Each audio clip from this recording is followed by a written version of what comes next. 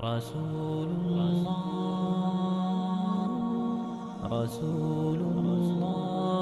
طال بي الحنين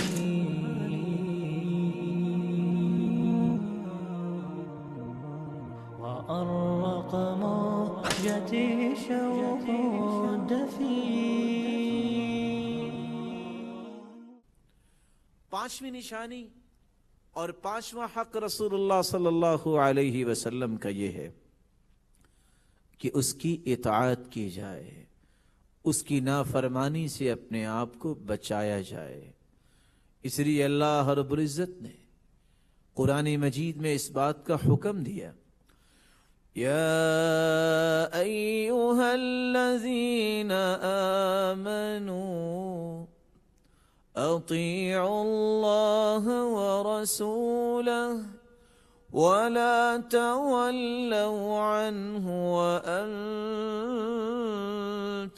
تسمعون ولا تكونوا كالذين قالوا سمعنا وهم لا يسمعون.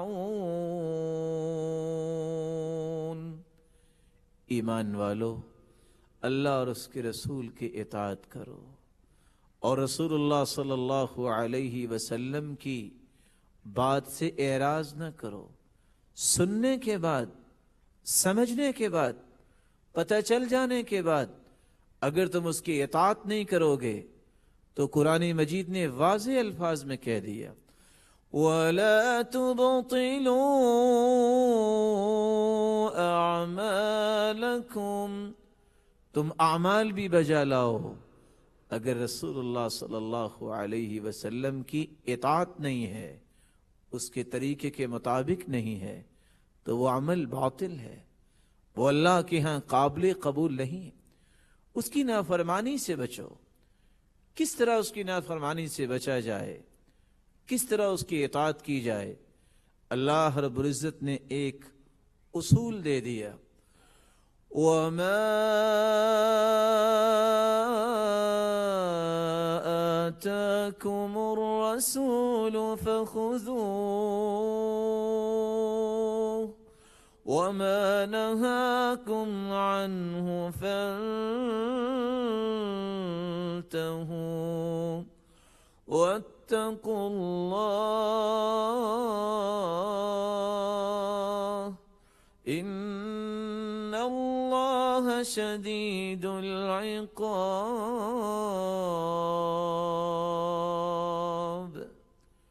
جس بات کا حکم دے دے رسول اللہ صلی اللہ علیہ وسلم، اس بات کو مان لو، اس حکم کو بجا لاؤ.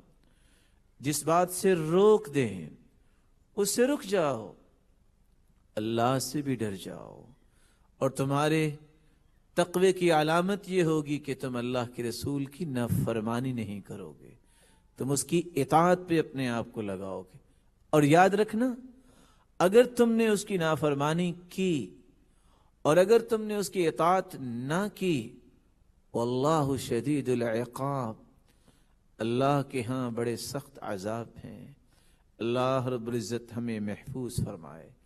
اس لیے رسول اللہ صلی اللہ علیہ وسلم نے فرمایا تھا، صحیح بخاری کی روایت ہے، کل امتی یدخلون الجنہ الا من ابا، میرے صحابہ میری ساری امت جنت میں جائے گی سوائے اس کے جو جنت جانے سے انکار کر دے گا.